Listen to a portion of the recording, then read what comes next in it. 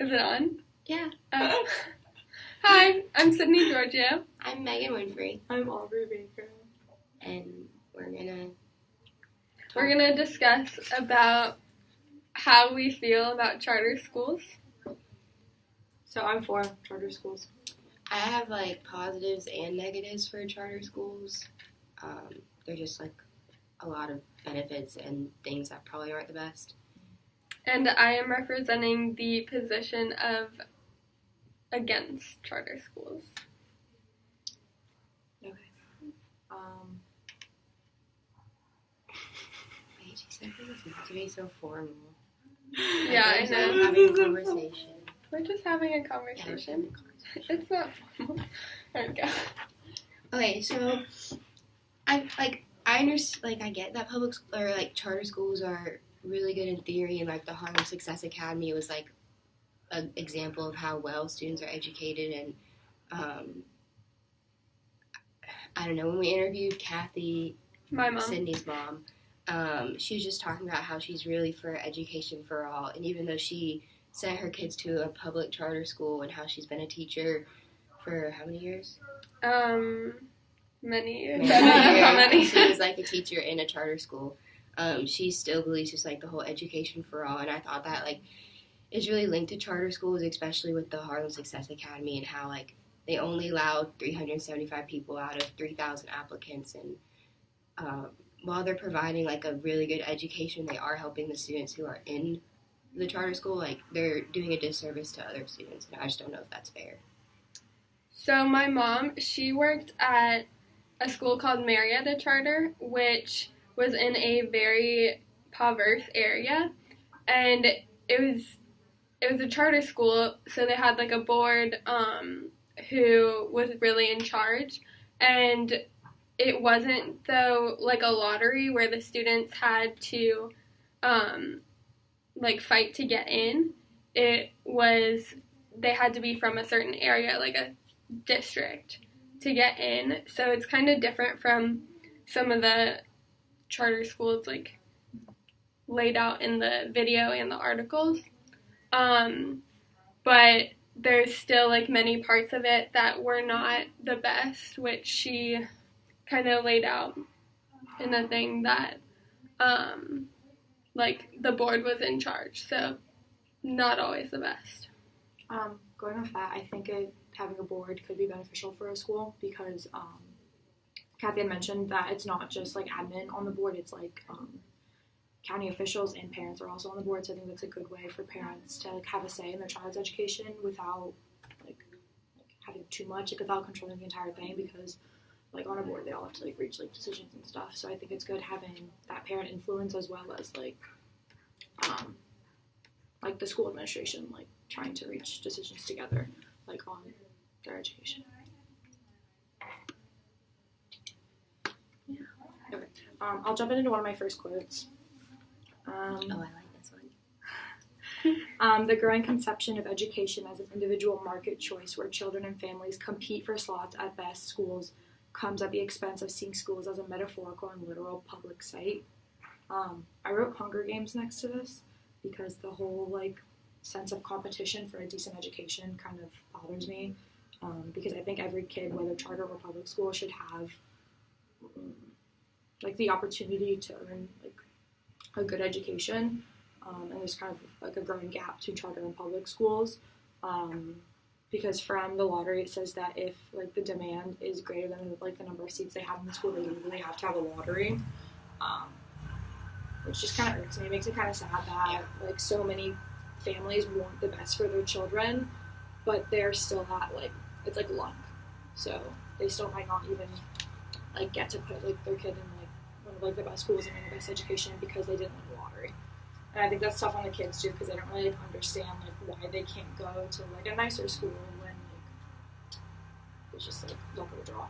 Well, that goes with my argument against charter schools, because in the video it showed that 356,000 kids were on the wait list to get into the charter school, and if there's so many kids that are not able to get a better education, why do some get to get this better education and others have to attend public schools? I think all students should be able to have the same opportunity to be able to go to and receive a higher education. So it's not fair if everyone can attend. And the educational debt widens and the gap between students widens if some students receive a better education and others receive a lesser education. So there's some people that are going to be on a high level and some are going to be on a low level just because of the school that they go to. Kind of like going off of that, I think that from the article that we were reading today, the presidential address. No. Yeah. The second redemption one. It just kind of like emphasized on like the second or third page about just like how traditional schools are perhaps like charter schools are more segregated nowadays than traditional schools. And not that this was like particularly shown in the Harlem Success Academy video because you were in like a more like minority area of Harlem. But I just think that it's really interesting that like this is a thing, and it's just, I don't know, it's just kind of like re-emphasizes the idea of like living in a certain, like for her, like her school, you had to live in like a certain area to go to Marietta, and that just kind of goes back to like redlining and like, you know, you have to live in this area to go to this school, and it like, I don't know, kind of, yeah. Well, for my high school, it was like, so it was a charter school, so we had extra funding, but it was also a public school, so everyone who was districted to go to that school goes to that school. But we had a principal who was like basically in charge, but there's also the board, and I don't know everything about it, but it's not like the charter schools laid out in the like articles and stuff because it was a public school. I think every charter school is going to be different. Yeah. So I definitely think charter schools have like positives and negatives. One of them is being like opportunity available because you want to be able to provide every kid with like equal opportunities to be successful in the future. And then a couple things your mom had mentioned that I also saw in the video was that the parents had to sign a contract which basically like guaranteed like your kid will come to school on time, like you're gonna help them like in the classroom, you're gonna help them with their homework, you're gonna make sure you're gonna do everything in your power to make them successful, which I think can really have an impact on like a kid's education, especially in like elementary school, and they do need that like assistance on homework and stuff if they're not reading yet. And like in previous classes, we've talked about how parent involvement can like hinder kids' success because not every parent has the opportunity to like participate in their child's education, which is like sad. That's why I like charter schools because it guarantees that parents are going to be involved in their kids' education, which in turn is like so many benefits attached to it. Also, because your mom said she worked in a public and a charter school, and kind of compared those with her. And she was saying how public schools have more teachers, but like a higher like student to teacher ratio. Yeah. So I feel like you kind of lose quality when you have such a large class size, especially like the younger the kids. So charter schools do have like lower class sizes, which I think could be more efficient.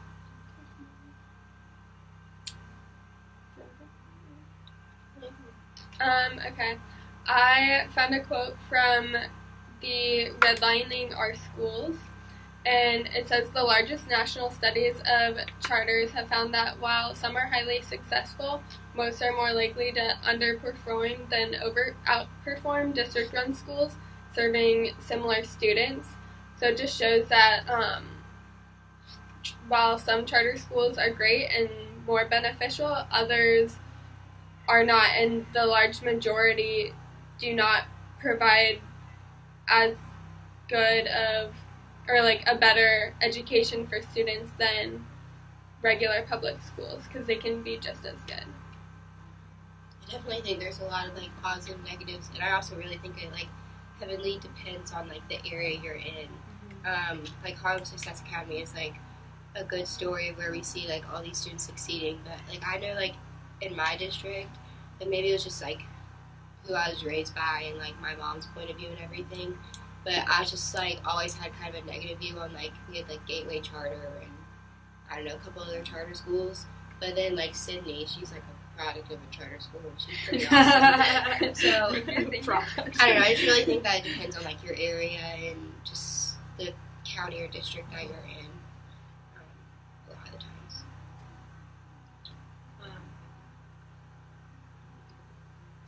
One thing that bothered me from the video was that they wanted to,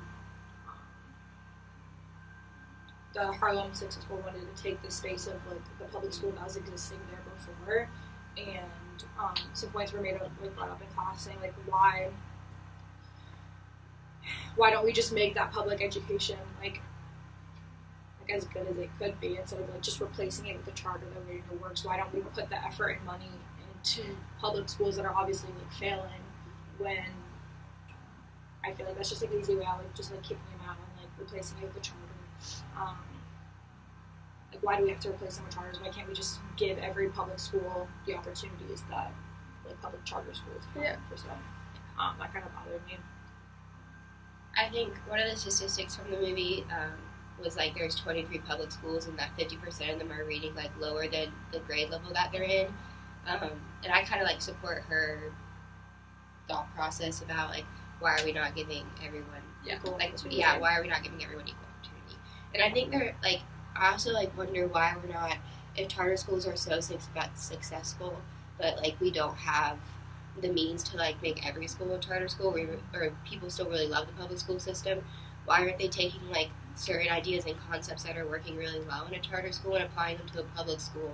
Just like little ideas and concepts, not like making the whole school a charter school, but like we're just seeing such a good example from Harlem, and then like other schools, or Harlem Success Academy, and then other schools in Harlem are suffering. Like why don't we like adapt to what they're doing, but still keeping like the ideals of a public school? I mean, I don't know if that's like a feasible option. I think there's a lot of like policy that goes behind it as well. It's frustrating because like we know what works, like we've seen it, like like test scores have like we've increased been like through tremendously. Like there's a quote from Cory Broker, who's a politician in the movie, and he's like, "We have proven that we can do this already." Yeah. So like, So why aren't we? Yeah. It's hard because like I like support charter schools. I think they're like a good like form of education. Like we've seen like increased test scores and like, productivity and stuff. But it's like I want every kid to have that equal opportunity, whether or not they're in a charter or public school. Yeah. Like every kid should be given like an equal opportunity and have like the same like ways to achieve success. If you can hear us over this. There was one quote from the article that we were supposed to read for today, and it was like, several studies show that charter schools are even more segregated than traditional public schools. What? Is it that my quote? Oh, you used it? Yeah. Oh. It still goes. That's how impactful that it is. I guess I'll find a different that we both quote. really like that. We're not really. Well, it's like very concerning because it stands out and it's very impactful, and it shows how charter schools can be very negative. Like we don't want any segregation. Like that's awful. Yeah, it's like going like I don't know. We talked about this a few weeks ago in class. It's like just going backwards from everything we've worked for the past like 50, 60 years. Really last 40 years. There was a quote that said they did a study in North Carolina and that schools that were desegregated, resegregation undoes about 60% of like the effects within like 10 years. So, like literally within 10 years, you're like half of your work is like that's so sad. I know. That's awful. Okay. Another point I wanted to bring up is that in the movie they threw out some numbers that it costs $37,000 a year per prisoner, while education only costs about $12,000 a year. Like per kid, per inmate. And it's like directly shown that like if you increase education, incarceration rates will fall. So especially with all the budget cuts going on, like the billions and billions of dollars being cut from education, I feel like politicians need to like look at this more carefully and be like, if we put money into like prevention, like it's so much easier to prevent than to react. And the like prison bed count is based on like 4th grade reading scores or whatever. I think if we like improve education, especially like incorporating like charter school like ideas and stuff, and like increasing those reading rates and stuff, prison rates, I just like an exchange of money. It's just like, why not put more money into education, and then you can take that money from the prison system. That just makes sense. But I really wonder like if we're like as college students at the moment are like seeing this issue, like why have politicians not seen it? And I read ahead in like Thursday's article, and it talks about like politicians like not being blind to education anymore. It just really makes me wonder, like, are they really blind, or are they just like not doing? Yeah, they're choosing to not do anything about it, because like I think I like wrote in one of my little thoughts about a quote that like, while money and power like shouldn't run the world, it does, and I think like this is kind of like a really perfect example of how like education should be more important than money and power, but it's not, and it probably honestly won't ever be. So, but we're at 16 minutes. So. Okay. Thank you.